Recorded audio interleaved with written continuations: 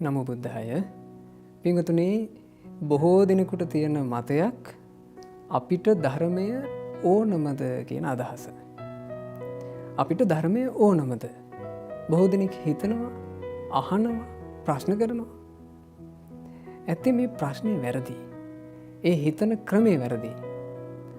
අපිට ධර්මය ඕනමද කියලා නෙමෙයි හිතිය යුත්තේ. මට ධර්මය ඕනමද? මගේ ජීවිතයට ධර්මය ඌමනා කරනවාද? මට ධර්මය අවශ්‍යයිද?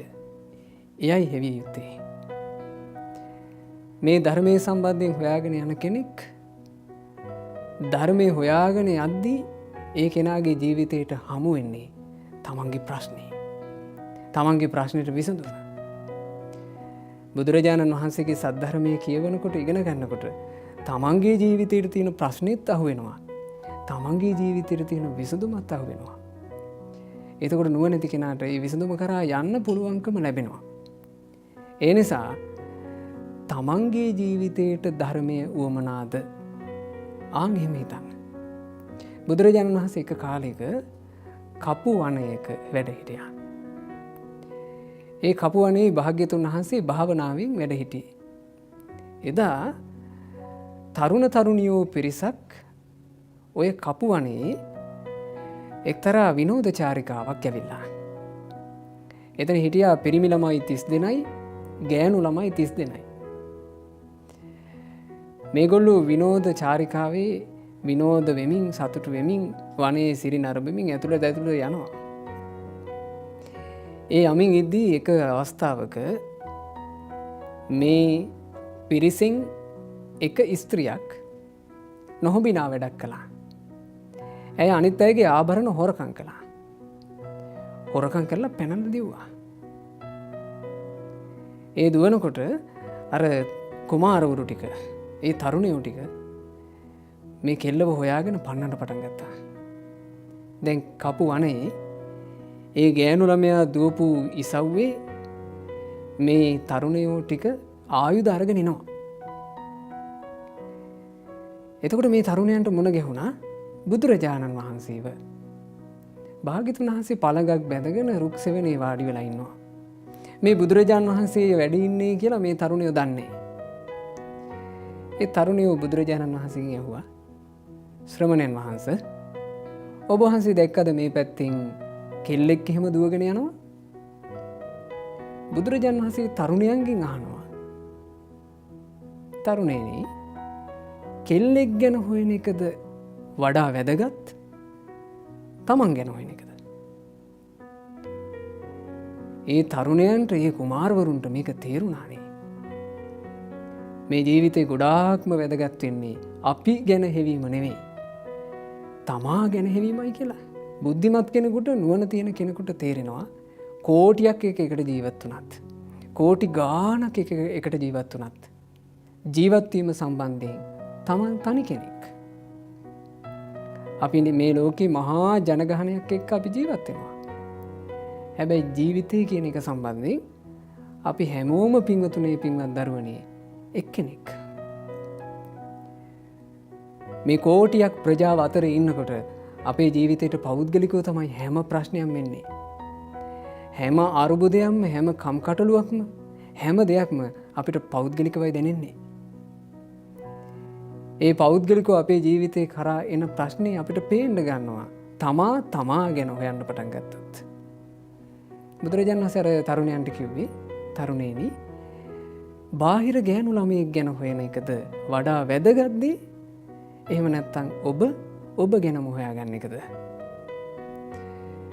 එතකොට ඒ තරුණයෝ කියනවා, ස්වාමීනි, ගොඩාක් වටින්නේ, ගොඩාක් වැදගත් තම තමා ගැන හොයා ගැනීමයි. ස්වාමීනි, අපි කැමති අපි ගැන හොයන්න. අපි කැමති අපි ගැන ඉගෙන ගන්න. අපි කැමති අපේ ප්‍රශ්නේ දකින්න. ස්වාමීනි, අපිට උදව් කරන්න. ඒ තරුණයෝ වාඩි වුණා. වාඩි වුණාම තමන් ගැන හොයන අයට වැදගත් වෙන ධර්මය බුදුරජාණන් වහන්සේ දේශනා කළා. ඒ තරුණියෝ සියලු දෙනාට තම තමා ගැන හරියට අවබෝධ කරගන්න අවස්ථාව ලැබුණා. ඒ නිසා පින්වතුනේ, පින්වත් දරුවනේ, මේ මනුස්ස ජීවිතය අපිට මුණ ගැහුණේ එහෙම දෙයක්. තමන්ට තම තමා ගැන හොඳට තේරුම් ගන්න පුළුවන් දෙයක්. ඒ තමයි ලෞතර බුදුරජාණන් වහන්සේගේ සද්ධර්මයේ. බුදුරජාණන් වහන්සේ මහා බෝධි සත්වයෝ සමයේ සිදුවීම අපි කොයි කවුරුත් අහලා තියෙනවා. මහා බෝධි සත්වයෝ තමන්ගේ රථාචාර්යයත් එක්ක උයනට යමින් ඉන්නවා. උයන් සිරි නැරඹීම පිණිස. සිරි නරඹන්න යන මහා බෝධි සත්වයන් වහන්සේට දකින්න ලැබෙනවා දිරපු මිනිස්සෙක් නාකි වෙලා වැහැරිලා ගිහිල්ලා කායික ශක්තිය නැහැ. දුර්වල වෙලා ඉන්නවා. තව කෙනෙක් දකින්න ප්‍රිය නැති රූපයක්. අපහසුතාවයෙන් කය පවත්ව ගන්න බැරුව වෙවුලන රූපයක්. එතකොට මහා බෝධිසත්වයෝ රථය නැවැත්තුවා. රථාචාර්යගෙන් අහනවා අර කවුද? කුමාරයාණෙනි, ඒ වයසට ගියපු කෙනෙක්. වයසට ගියපු කෙනෙක්. ඒ කෙනා වගේම අපිත් වයසට යනවද? කුමාරයාණෙනි, හැමෝම වයසට යනවානේ. බෝධිසත්වය අහනවා මාත් වයසට යනවද? කුමාරයාණෙනි, ඔබත් වයසට යනවා. ආන් අපේ ශාස්ත්‍රඥ වහන්සේ හෙවූ දේ තමන් ගැන. තමනුත් වයසට ගිහිල්ලා අසරණ වෙනවාද? ලෙඩෙක් දකින්නකොට හිතුවා මමත් ලෙඩ වෙලා අසරණ වෙනවාද? පින්වතුනි, පින්වත් දරුවනේ, අපි දකිනවා තරුණ වයසේ ගෑනු ළමයි පිරිමි ළමයි හරි ලස්සනට හැඩ වෙලා නොඑක් සැරසිල්ලෙන් සැරසිලා පාරේ තොටේ යනවා. ඒ තරුණ තරුණියන්ගේ එක පැතිකඩක් අපි තව දකිනවා. තරුණ වයසේදීම දරුණු පිළිකා රෝග තත්ත්වවලට පත් වෙලා. ඒ පිළිකා රෝග නිසා අසරණ වෙච්ච දූල පුතාලා. ඒ ජීවිතේ අනිත් පැතිකඩ. තමන් ගැන හොයන කෙනෙකුට තමන් ගැන හිතනකොට තේරෙන්න ගන්නවා අනිත් අය ලෙඩ වෙනවා වගේම මගේ ජීවිතයටත් ලෙඩවීම එනවා. ආන් එතකොට තමයි ධර්මයේ උවමනාව තේරෙන්නේ. බෝධිසත්වයෝ කල්පනා කළා මමත් ලෙඩ වෙනවා. මරණයක් දකිනකොට කල්පනා කළා මමත් මැරෙනවා. ආන් ඒ උදෙසා විසඳුමක් හොයාගෙන තමයි අපේ බෝසතාණන් වහන්සේ අභිනිෂ්ක්‍රමණය කළේ. ඒ විසඳුම හොයනකොට යම් දෙයක් හමු වුණාද එයටයි ධර්මය කියන්නේ. බුදුරජාණන් වහන්සේගේ ශ්‍රී සද්ධර්මය කියලා කියන්නේ ඒ විසඳුම තමන්ගේ ප්‍රශ්නෙට විසඳුම හොයාගෙන යනකොට හමු වෙච්ච දෙයටයි. ඒ විසඳුම තමයි බුදුරජාණන් වහන්සේ ලෝකයට දේශනා කළේ. බාහිර අය ගැන, බාහිර දේවල් ගැන, බාහිර මේ ලෝකේ පවතින විදිහ ගැන ඒවා ගැන හෙව්වා කියලා. අපිට ඇයි ධර්මය කියලා කතා වුණා කියලා. අපිට මේ බුදුබණ ඕනමද කියලා කතා වුණා කියලා. යාළු යේලියොත් එක්ක, තමන්ගේ මිත්‍රයොත් එක්ක අපිත් බණ අහන්න ඕනද කියලා කතා වුණාට ඔබට ධර්මය ලැබෙන්නේ නැහැ. ඒක ඔබ සෙවිය යුතු පිළිවෙල නෙවෙයි. බුදුරජාණන් වහන්සේ ජීවමානව වැඩ ඉන්න කාලේ බොහෝම ධනවත් සිටු පවුල්වල හොඳට සල්ලි භාගයේ තිබ්බ තරුණ කාන්තාවෝ පිරිසක්. ඒ කාන්තාවෝ කල්පනා කළා අපි කාලෙකින් විනෝද චාරිකාවක් අපි කාලෙකින් එන්ජොයි කරන්න ගියේ නෑ. අදත් එහෙම සමාජයේ අය කල්පනා කරනවානේ. මේ ධනවත් පවුල්වල කාන්තාවෝ ටික එකතු වුණා. එකතු වෙලා මේගොල්ලෝ යාන වාහනවල නැගලා විනෝද වෙන්න පිටත් වුණා. ඒ විනෝද වෙන්න පිටත් වෙනකොට පාරේ අතරමඟදී මේ අයට මුණ ගැහුණා විසාකා කියන මහා උපාසිකාව. විසාකා මහා උපාසිකා කියලා කිව්වහම ඔබට හිතෙන්න පුළුවන් වයසක අම්මා කෙනෙක්. කොණ්ඩෙත් සුදු වෙලා හැරමිටි ගහගෙන ඒ අම්මා පන්සල් යනවා උතුරු සළුව දාගෙන කියලා. නෑ, විසාකා මහා උපාසිකාව කියලා කියන්නේ බොහෝම ධනවත් සිටු පවුලක බොහෝම සුන්දර රූපයක් තිබුණු තරුණ කාන්තාවක්. ඇයට ඇයි උපාසිකා කියලා කිව්වේ? ඇය තිරුවන් සරණ ගිහිල්ලා හිටපු නිසා. ඇය තමන්ගේ ප්‍රශ්නේ විසඳා ගැනීම වෙනුවෙන් බුදුරජාණන් වහන්සේ සරණ ගියපු, ධර්මයේ සරණ ගියපු, සංගරුවන සරණ ගියපු කාන්තාවක්. ඇය අර ධනවත් කාන්තාවන්ගේ රත නැවැත්තුවා. නවත්තලා ඇහනවා මේ අය කොහෙද මේ යන්නේ? අපි සතුටු වෙන්න යනවා.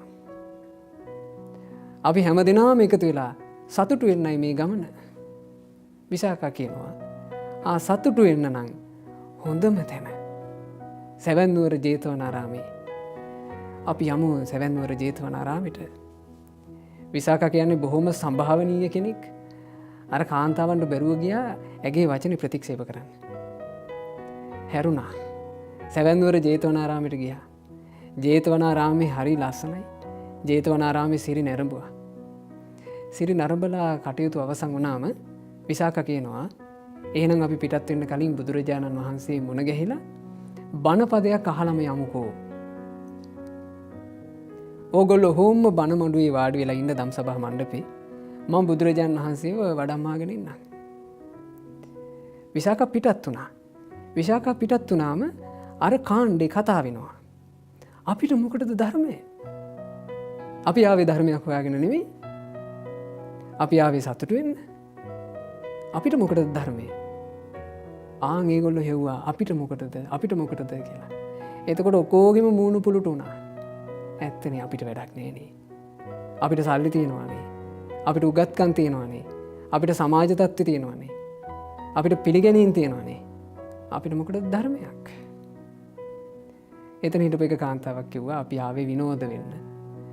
විනෝද වෙන්න ආපු අපි ගෙනාපු මත්පැන් බීලා විනෝද වෙමු. ඔන්න අපි කියලා හොයන්න ගිහිල්ලා වෙච්ච තැන සැවැන්නුවර ජේතවනාරාමේ ඒ කාන්තාවෝ බිව්වා. බීලා වෙරි වුණා. වෙරි වෙලා ඉද්දි බුදුරජාණන් වහන්සේ ඉතින් වැඩම කළා. බුදුරජාණන් වහන්සේ වැඩම කරලා දහම් දේශනා කරන්න සූදානම් වෙනකොට මේ කාන්තාවෝ විකාර කරන්න පටන් ගත්තා වෙරි මරගාතේ. එතකොට මහා කාරුණික බුදුරජාණන් වහන්සේ තමන් වහන්සේගේ එරදිහෙන් පින්වතුනි පින්වත් දරුවනේ අපි දන්නවා අපේ ශාස්ත්‍රුන් වහන්සේට එහෙම අසිරිමත් හැකියාව තිබුණානේ. එරදීන් බුදුරජාණන් වහන්සේ ඝන අන්ධකාරයක් මැව්වා. ඒ අන්ධකාරය කොච්චර තද එකක්ද කියන්නේ ළඟ ඉන්න කෙනාව පේන්නේ නැතුව ගියා. පේන්නේ නැතුව ගියපු ගමන් තනි වුණා. තනි වුණ ගමන් ප්‍රශ්න ඔක්කොම පෞද්ගලික වුණා. දැන් එලා අපි කියලා හොයන්නේ. දැන් තමා ගැන හොයනවා. වෙරි හිඳුණා. වෙරි හිඳනකොට බුදුරජාණන් වහන්සේ එයාලගෙන් ප්‍රශ්නයක් අහනවා. කෝණු හාසෝ හිනහා වෙවි කොක් හඬලා සිනහා සිසි මොකක්ද මේ හොයන දේ? කිමා නන්දෝ සන්තෝෂයක් කියලා පිරිසක් එක්ක එකතු වෙලා මොකක් පස්සේද මේ යන්නේ? නිච්ඡම් පජ්ජලිතේ සති නාකිවීම, ලෙඩවීම, මරණය, යාළුවෝ මිත්‍රයෝ ප්‍රිය කරන අය අහිමිවීම මේ ආදී මහා ගිනි ගොඩක් ජීවිතේ තියෙද්දී ඒ ඇස්සේ රාගය උපදිනවා, ද්වේෂය උපදිනවා, මෝහය උපදිනවා, ඉරිසියාකාරකම් එනවා, කුහකකම් එනවා. මෙහෙම ගිනි ජීවිතේ තියෙද්දී ගින්දරෙන් දැවි ගින්දර වලින් පිච්චි අන්ධකාරයක් තුල බැසගෙන ඉන්න ඔබ. ඒ අන්ධකාරය කියලා කිව්වේ මොකද්ද පින්වතුනි? මේක තේරෙන්නේ නැති එක. කාණ්ඩේ විදිහට එකට ඉඳලා බලනකොට මේක තේරෙන්නේ නැහැ. මෙච්චර තාක්ෂණයේ දියුණු වෙලා තියෙද්දි අපිට මොකටද ධර්මය කියලා හිතෙනවා. මෙච්චර ලෝකේ දියුණු වෙලා තියෙද්දි මොකටද අපිට ධර්මය කියලා හිතෙනවා බැලුවොත්. අපිට කියලා හොයන්න එපා. ඇයි මට ධර්මය කියලා හොයන්න? ඇයි මට ධර්මය කියලා හොයද්දී අද මං කියා දීපු ප්‍රශ්නේ ඕගොල්ලන්ට පෙනේ ඕගොල්ලෝ ගාව තියෙනවා කියලා. අපි හැමෝටම මේ ප්‍රශ්නේ තියෙනවා. බුදුරජාණන් වහන්සේ අහනවා මේ ප්‍රශ්නේ පේන්නේ නැතුව අඳුරේ ඉන්න ඔබ පදීපන්න ගවෙස්සත පහනක් හොයන්නේ නැද්ද? ඈලා තනි වෙලා ඉද්දී දෝංකාර දිදී ඈලාට මේ ගැහුණා. ඈලා හැමෝම කල්පනා කළා ඇත්ත. අපි අපිට විසඳුමක්, අපි අපිට පහනක්, අපි අපිට එළියක් හොයන්න ඕන. බුදුරජාණන් වහන්සේ ඒ එළිය ඈලාට ලබා දුන්නා. ඒ එළිය කුමක්ද? ධර්මය. ඒ එළිය තමයි බුදුරජුන්ගේ සද්ධර්මය. අදටත් අහන්න ලැබෙන සද්ධර්මය. අදටත් සත්පුරුෂයන් වහන්සේලා විසින් උස්සහඬින් දේශනා කරන සද්ධර්මය. අදටත් සත්පුරුෂයන් වහන්සේලා විසින් ආරක්ෂා කරගෙන ආදරයෙන් කරුණාවෙන් අනුකම්පාවෙන් කියා දෙන බුදුරජුන්ගේ සද්ධර්මය. එයයි ආලෝකය. තමන්ගේ ප්‍රශ්නය හොයාගෙන යන කෙනාට ඒ ආලෝකය, ඒ පිළිසරණ අදටත් තිබේ. එනිසා පින්වතුනි, පින්වත් ධර්මනි, ඔබ තමන්ගේ ප්‍රශ්නය හොයාගෙන යන්න. තමන්ගේ ප්‍රශ්නය අඳුන ගන්න. තමන්ට ඇයි ධර්මය කියලා හිතන්න. එතකොට ඔබට තමන්ගේ ප්‍රශ්නයත්, තමන්ගේ ප්‍රශ්නයට විසඳුමත්, තමන්ට සැනසිල්ලත් ලබා දෙන බුදුරජුන්ගේ උතුම් සද්ධර්මය හමු වේවි. හැම දිනාට ඒ සද්ධර්මයෙන් තමන්ගේ ජීවිතේ සැපවත් කරගන්නට වාසනාව ලැබෙත්වා.